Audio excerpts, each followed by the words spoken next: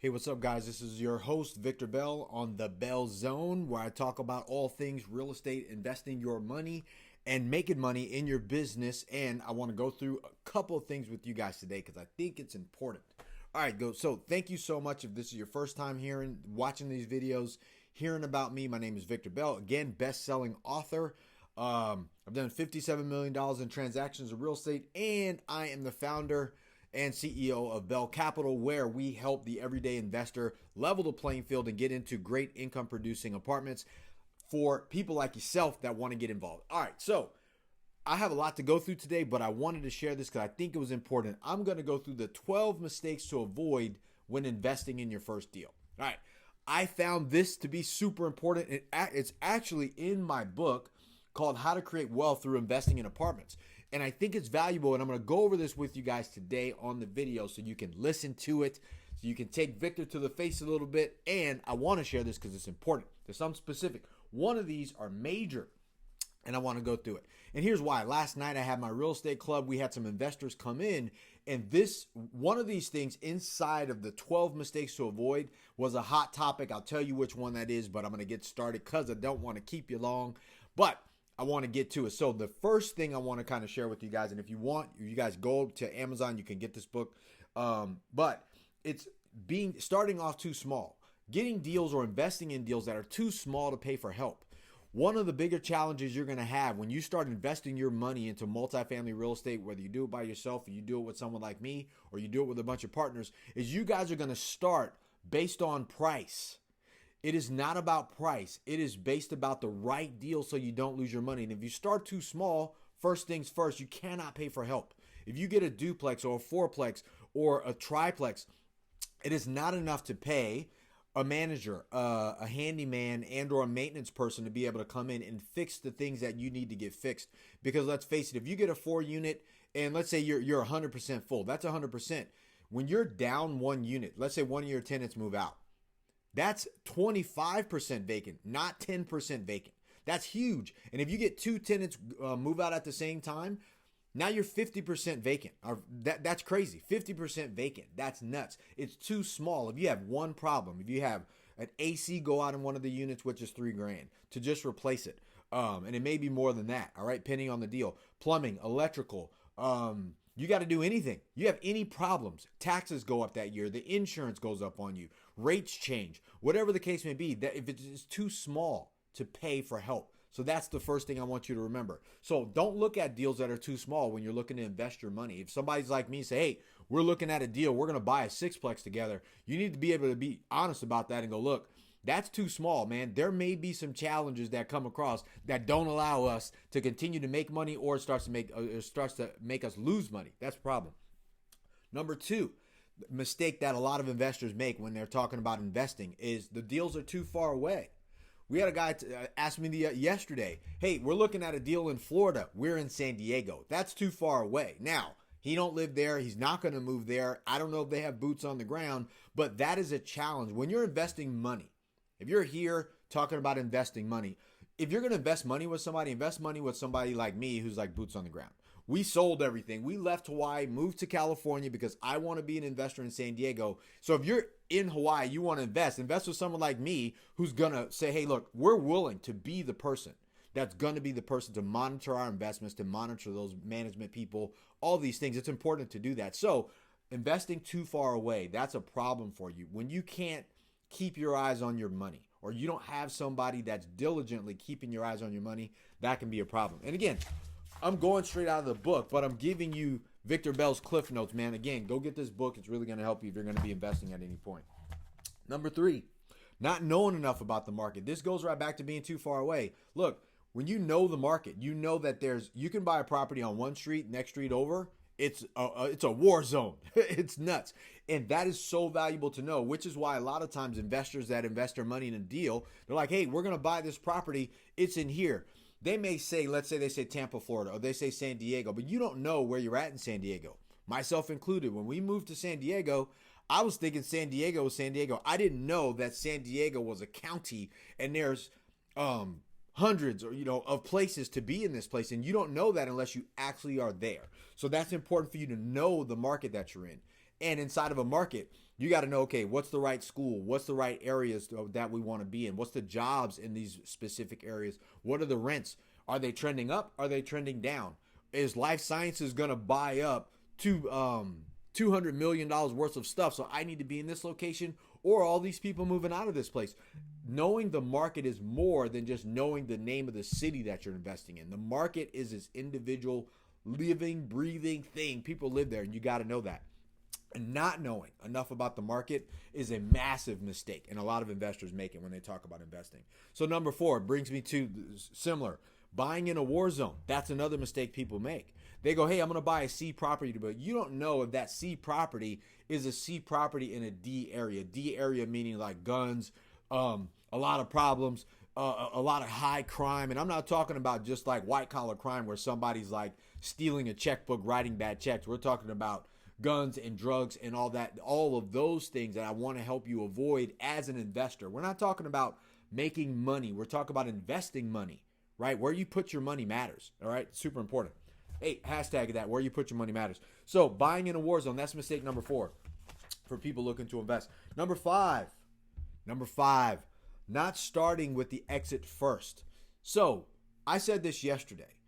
Buying low and selling high doesn't work. That's a problem, and I think that's in here too. So, but the thing is that when I look at a deal as an investor, I'm like, can I bump rents $400 over the next 5 to 10 years at all? That's a minimum. Can we bump rents over time? Do I believe these rents are going to be at least $400 higher? Not knowing that up front when I'm looking at a deal is a bad thing. A lot of people look at a deal for today, but it's like, all right, if you're willing to buy this property in a competitive market, what are you going to do to it after you get it? And you need to know that you can hit that number. Like, I'm confident. I've actually been under confident about my abilities. Every deal I've ever done has actually sold more, or I've gotten more than I thought I was going to get in the beginning because I pushed the envelope. But I knew that because I was like, all right, if I can minimally do this to this deal, if I can raise rents to this thing, or if I can hit my sales price on this property at this point, I'll do the deal. All right. But I knew that. So a lot of people that are looking to enter the market, you got to buy a property with your exit in mind because you cannot spend equity. You got to know how you're going to get it out, whether you're going to refinance it or you're going to sell it. All right. So number 6, buying somebody's problem. Man, when you know how in the business world we go, hey, you have to solve somebody's problem. Well, the problem with investors wanting to invest money, hey, the seller's having a problem. They got a bunch of bad tenants. We're going to evict all those people, and buying that's a problem. That is a problem. Do not look on your deals where you're investing money, whether it's your first deal or your 100th deal with someone else or by yourself. Do not try to buy somebody else's problems. That's like in a relationship, or you're trying to get a girlfriend or a boyfriend or a husband or whatever, or a wife, and you've watched this girl like literally scratch somebody's face in the club. That's a problem. And then you walk over and go, maybe she won't scratch my face. Okay, that is stupidity. That is stupid. And it's the same thing with real estate investing. If you take a look at a deal and you see the owner's having a problem, the managers are having a problem filling the property's been in bankruptcy and or foreclosure. You look at the tax records and you watch this property has traded over and over and over again for less money for the actual debt amount. That is a problem. Do not invest your money in a consistent problem or buy somebody else's problem. If they're having a problem, don't be so cool to think you can fix everything, all right? Not when you're investing money. If you want to make money and you're on your way up, fine, do that. But not at the part where you're like, hey, I need to make some different decisions here. Number 7, being too slow. Real estate is a game of speed. Even in a slow market, you still need to be faster because there's always going to be somebody out there looking for the same thing you're looking for. There's no shortage of money on this planet. There's no shortage of financing on this planet. And there's no shortage of people actually looking for it. All right. So when you're slow, you can't make a decision, see a deal, know the numbers in right off the bat while you're standing in the parking lot. Even if no one's giving you the numbers, be assertive, look online, Google it, make some phone calls. If you can't be that fast, you will lose deals in this market. So if you're just getting started here, do not be the person that's slow. That wants, hey, I'm going to get back to you in a week. No one will even take you serious. So that's another mistake that you're going to make if you're getting started in this. So these are mistakes, again, to avoid when you start investing in apartments. All right, so the other one, number 8, not walking enough deals. For every one deal you need to probably have walked about 25 properties. And that's however, and I'm not talking about just the ones you want to buy. I'm talking about every deal. Walk 4 units, 8 plexes, 6 plexes. If it comes onto the market, walk stuff you know you're not going to buy. That is how you get an understanding of where you're not going to make a mistake. You can say, hey, this 30 unit apartment building, I saw that deal. I watched it trade. I did that on the property. Like the broker called me back. It was an 88 unit deal. I walked the property. I knew what the value was at the time. I knew I wasn't going to buy it. But later when it traded, I was able to call back and say, hey, what did that trade for? And I was in line, but I knew that. And now when I'm taking a look at other properties that are 80 to 100 units, I can have that data in my mind because I already seen that type of product over and over again. Most people get into it and they're like, oh, I'm going to do this and I'm going to do that off the very first deal. They haven't actually walked enough property, which goes right back to knowing your market. You got to walk enough deals. That is a mistake that you're going to make. If you're investing money in someone else, how many deals have you looked at like this? You need to ask that question. They need to say, look, I look at everything in the market, all right? Because I do that. Super important to say. All right. Man, I'm getting through this, guys. Number 9, this is also one of my favorites. Wrong location, location, location. Why do I say location? Because people say real estate's location, location, location. What does that actually mean? There's a location of where it is. There's a location of what it is. And there's a location of why it is. So you can say, hey, where is it? It's in this city. That's a location. And then you have the other location. This is where it's at in the neighborhood. And then you have this other location. How big is it? What's the site? Is it on 2 acres, 5 acres, 1 acre, 10,000 square foot? You need to know all that stuff too. Like, is it in the wrong location in the city? Wrong city. You don't want to be there. Or is it in the wrong neighborhood? It's a D area, right? You want a B property in the B area, B property in the A area. Those are great. And you also want to be around other things. You want to be around Whole Foods, Sprouts, hospitals. You want to be around Trader Joe's. You want to be around shopping. You want to know that the amenities, not of the property, but the amenities around the property. You know, Whole Foods is going to spend millions of dollars developing there. That's an amenity of the property because you can go there. Hospitals spend multi-millions and millions and millions of dollars on hospitals in and around the location in the area, supporting people, supporting healthcare. That is an amenity of the property. That's a part of the location.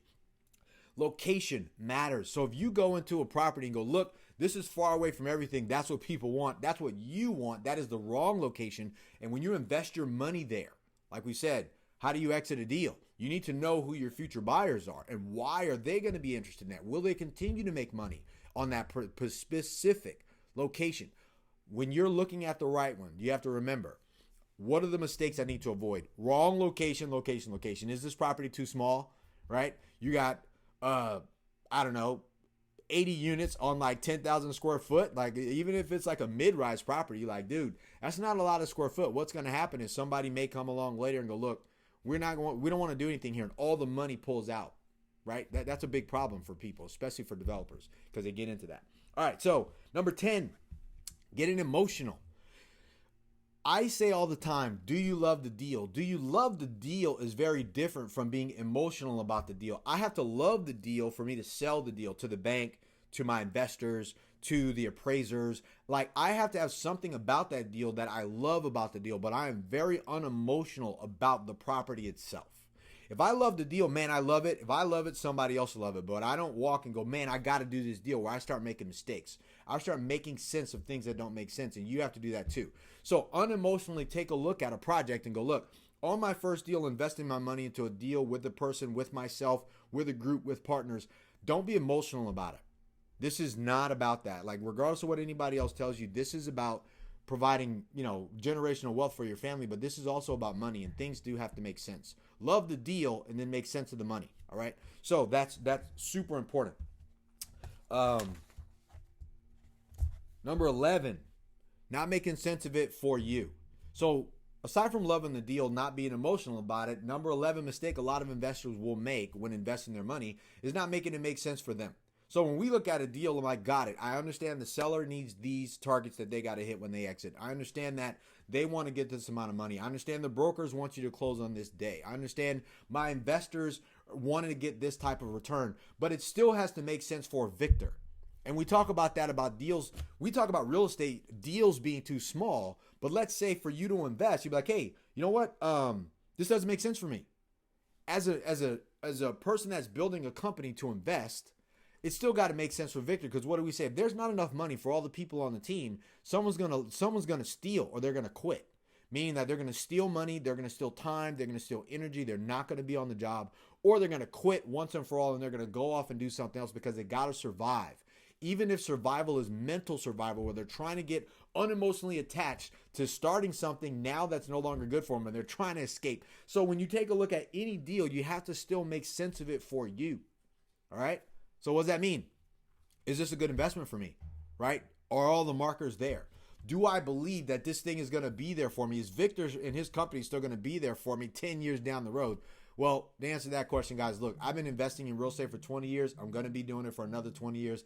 I ain't going anywhere. So even if you do it with me now, do it with me later, I'm here to support you no matter what. But that said, it's still got to make sense for Victor, as well as it still's got to make sense for you. If it isn't good for me, it don't make sense for you. I can promise you, and I won't tell you to do it. But if you're looking at your first deal as a mistake to avoid, remember, it's still got to make sense for you too, right? All right. Number 12, and I would say probably one of the best ones, is not asking questions. You got to ask questions, guys. Questions. Matter of fact, asking questions and getting answers, especially in real estate, is probably the most valuable skill you can have. And I'm not talking about getting roundabout generalized answers. I'm talking about asking a hard question and then getting a real answer from somebody, not because you're trying to be in somebody's face and intense, because people say that about me. They're like, man, you're really an intense, focused guy. And I'm like, I'm not being intense. I'm being intentional. Because if I'm intentional about what I ask, then I know what to give you. So if I go, look, how much money do you have to invest?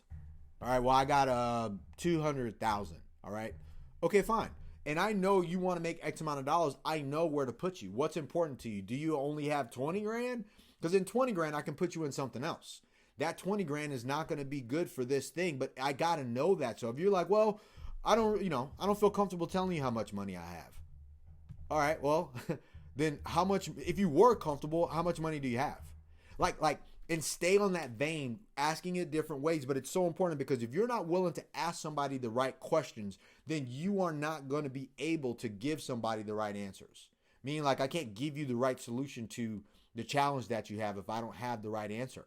All right, I may be giving you the wrong thing, which makes it the wrong thing. That's my responsibility. So as you're investing in deals, that's one of the biggest mistakes that investors make when they're getting started, not asking questions.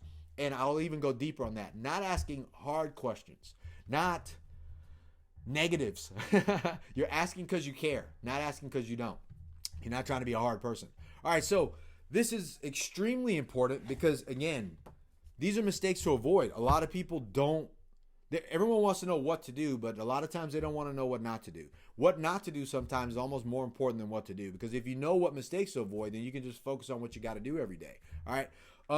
I didn't know this. I hurt my way through this, and it wasn't for years later until I started writing down, dude, what did I do right? And what do I need to stop doing once and for all? Not did wrong, because none of it's wrong. But what do I just need to take out altogether so I can just focus on the successes that I had? So, yeah, if you want, I'll recap this stuff. Yeah, I think it's important for me to do that. Hold on. If not for you, man, for me. Where we at? Okay, good. Here we are. So number one, too small to pay for help. Don't get a deal that can't afford to pay for management, can't afford to pay for maintenance and stuff. I know you guys out there are contractors and you think you want to fix it yourself, but buying real estate and being a property manager is a job. And I can promise you, if you can't pay somebody else, you also can't pay yourself. You're going to quit. You're going to do something else when times get tough, and you're going to hate this business. You're going to run around telling everybody it doesn't work. Next, things are too far away. Looking at deals that are too far away from you, or not partnering with somebody who is boots on the ground. You're going to be like, hey, I'm going to buy a property someplace else because everyone else says it's good, rather than fly out there and take a look at it yourself. Or partner with someone who's like me, who is out there, that knows what he's talking about, that's willing to do this, is willing to fly to you and or fly you out at some point to show you what I'm seeing. This is your responsibility as an investor to know, especially when you're getting started. Don't look at stuff that's too far away if you can.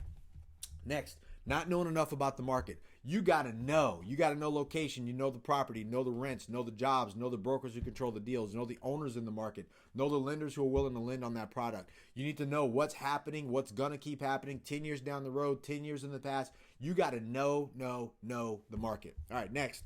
Number 4, buying in a war zone. Do not buy a property in a war zone because you think you can afford it.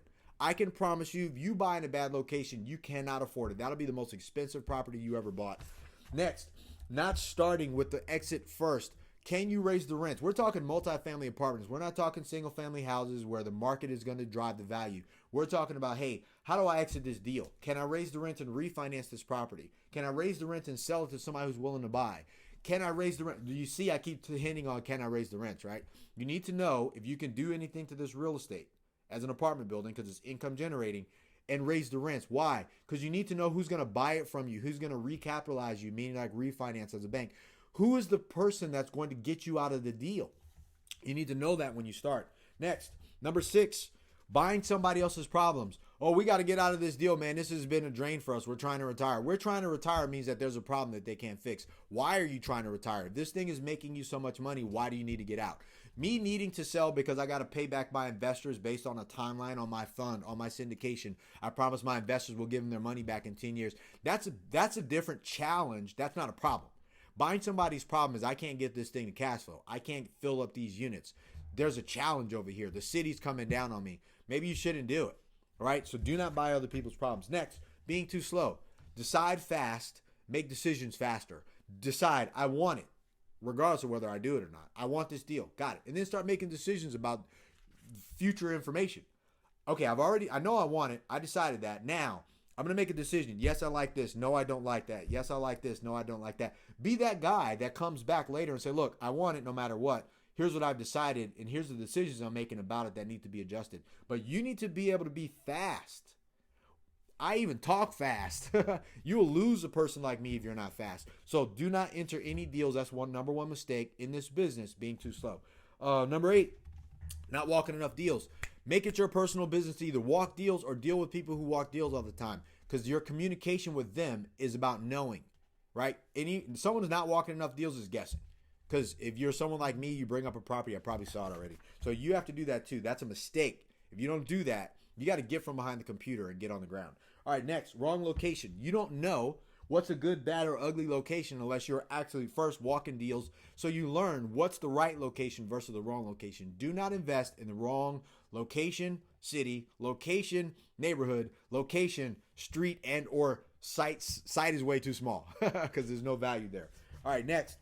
And that was number 9. Number 10, getting emotional. Do not get emotional. This is a love game, not an emotional game. I love the property. I love what I'm doing. I love real estate because I know what it does for me, but I am extremely non-emotional about where I need to be in that equation and walk away, right? It's like being in a bad relationship. You can love your husband, but if he beats you, you need to be non-emotional about your walkaway point.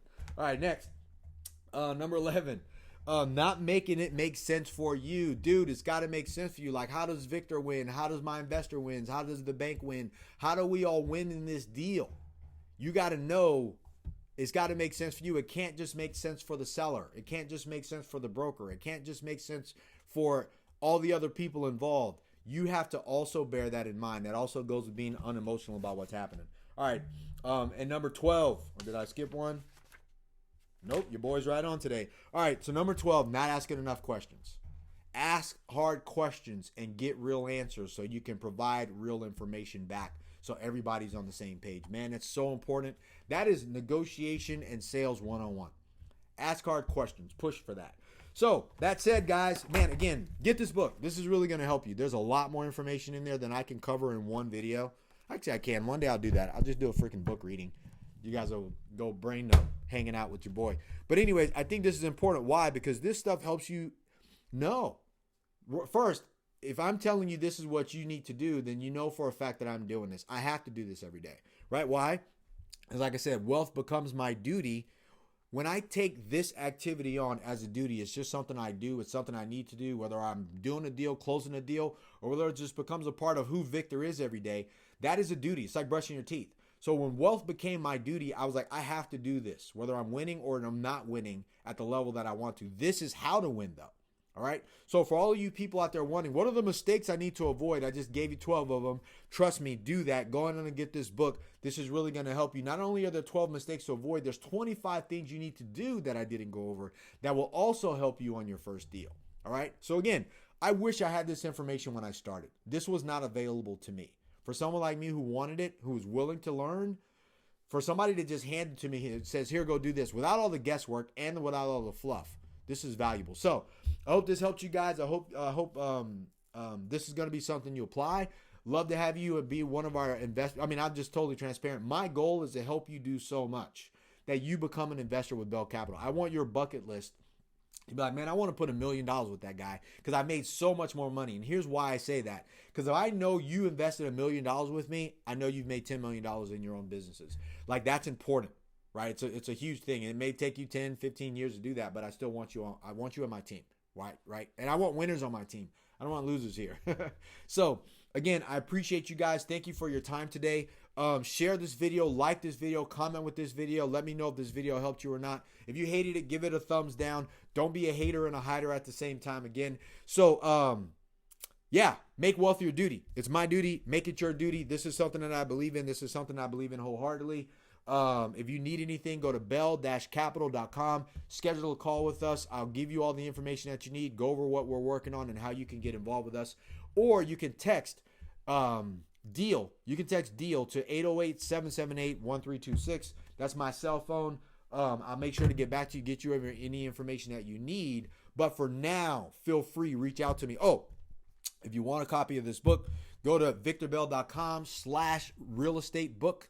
victorbell.com/real estate book, and I will get you a copy of this book. You pay for shipping, I'll cover the cost of the book, and we'll take it from there. You guys have a great day today. Again, looking forward to seeing you guys next week. All right, let's stay sharp.